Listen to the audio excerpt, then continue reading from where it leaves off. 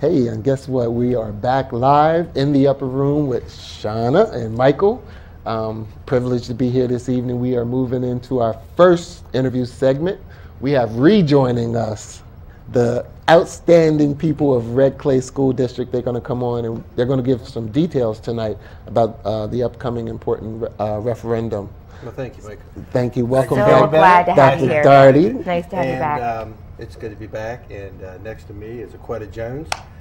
Welcome. Thank you. We love Aquetta, and she does a lot of work for us, and she's now a certified teacher, and she worked hard to get that, and so That's we're awesome. excited about Congratulations. that. Congratulations. Ted Ammon, who's Assistant Superintendent for District Operations. So we're going to take just a few minutes because I want to see Mr. Wilson at the Tony Center. I'm excited about what they're doing. You know, the referendum's coming up the February 28th, and just a couple quick facts from me, then I'll let my friends talk. But Okay. you have to be 18, resident of Red Clay, and you can vote in any of our schools. It's going to be from 10 to 8. Okay. You have to have some type of ID. I mean, you can show your water bill, electric bill. You have to prove that you live in Red Clay. That's a key. ID of driver's license is helpful, but if you don't have a driver's license, it's okay. You don't have to be a homeowner. You can be a renter. Okay. The referendum is a capital. And as I was out every night since we decided to do this, Friday I was talking to all of our custodians and in service day, and I said, you know, without the referendum, we cannot repair. We really can't. I mean, a boiler itself in any school is $500,000. It's replacing your heating unit. Yeah. A roof can be anywhere from 600 to a million, 0.4. And so this will affect us. People are for it. People are against it. I mean, I'm asking to raise taxes. It's 5.8 cents over the assessed value, which is average of $44. We're excited about it. We believe that the information that we've provided, that DOE, that Office of Management and Business, and the governor's put in his budget, that $70 million that we have is important. We're asking for, we have to raise 47. The state's given us 70 million. Okay. If it doesn't pass, someone else will get the 70 million. But I believe that it's a great opportunity for us. I think it's going to keep us moving forward. We're doing a lot of things in our schools. We're helping a lot of children. I believe we had a big reading initiative where we had students in the books, had competitions for how many pages could you read. We had one school, Title I school, that went over 800,000 pages in a short period of time. I just believe we're moving in the right direction, and we want to improve our facilities. We can only do so much. We've painted most of our schools, or we're trying to paint most of them. That's different money. This is, let's fix the windows, let's fix the doors, let's fix the roofs, let's fix the blowers. And so we're excited about it, but these guys here are in the battle with it more than I am sometimes, and I'm going to let them share a couple things as well. All right. Hello. Hello. Thank you for having us. Welcome to In the Upper Room. Thank you for coming. No problem. I guess it touches me in more than one way. Okay. I'm not only a educator in the buildings, I'm also a parent. I have 3 children in 3 different buildings. I have one at Warner, one at AI, and one at Conrad. Okay.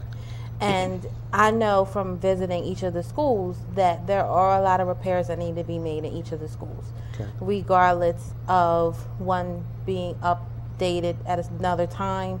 You know, there's a need. It's just like my house. Things only last for a certain amount of time. Gotcha. I just bought a new heater, but we know maybe 20 years from now, I'm going to need to replace it. So I think that as parents, we need to focus on the point of, it's not just a school, it is a building. It's the house that our children are at 7 hours a day, you know, other than being home. So we need to take care of it. And as always, I believe that it takes a village to raise a child, and voting yes for this referendum is actually essentially being a part of raising our children. It's not just affecting the urban schools, it's affecting the suburban schools as well. A lot of our buildings are really old. You figure, I attended some of the Red Clay schools. I'm an adult. My mother attended Red Clay schools. She's older than me. So realistically speaking, the repairs have to take place. You know, and I work at Warner, and I've also, one of my children's at Warner. We have a preschool program. If we don't have the referendum pass, we risk possibly losing the preschool program because the district will be forced to shuffle the children because a lot of these buildings are overcrowded. And people need to understand that it's not just voting yes all the way around. You have an option. You can vote yes for both, or you can vote yes and no. You can vote no and no, which we hope you don't.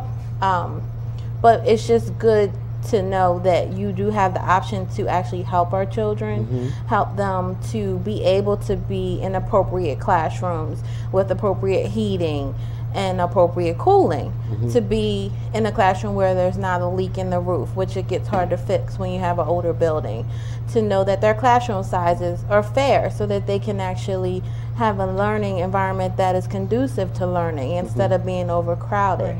You know, it's just really important for your viewers to understand that it's not just another district coming after them for money.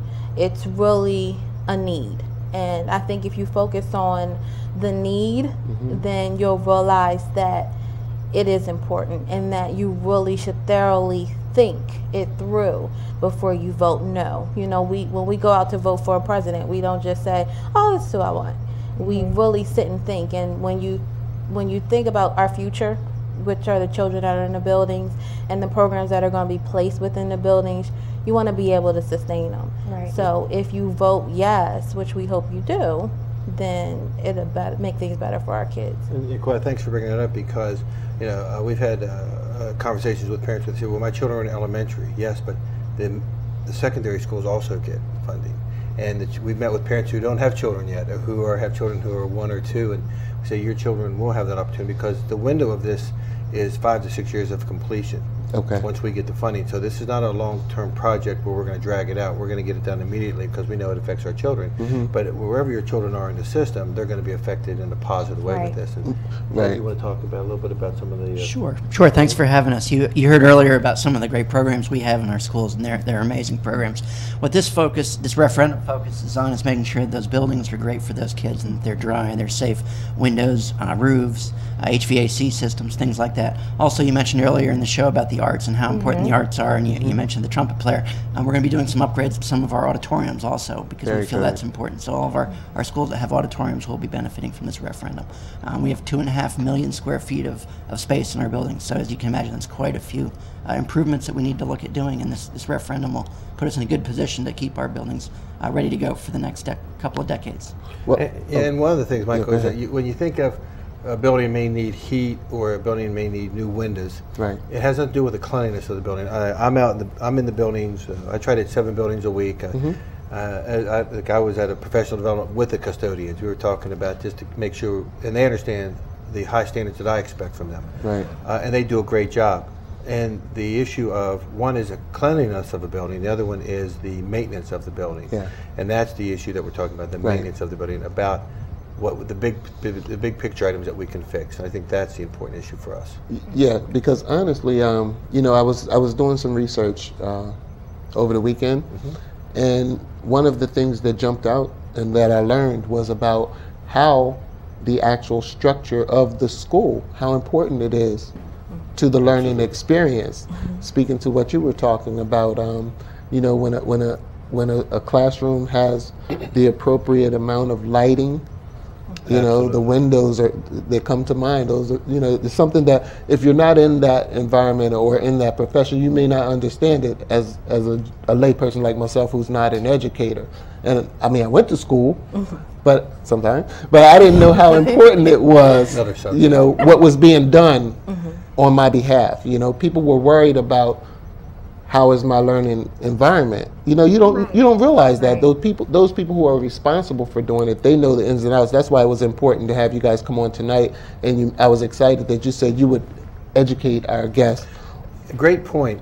You know, the lighting in a classroom. You know, we started a project 3 years ago where we put Red Cats. They are sound systems on a wall that allow every child in the room to hear, just like you were standing next to them.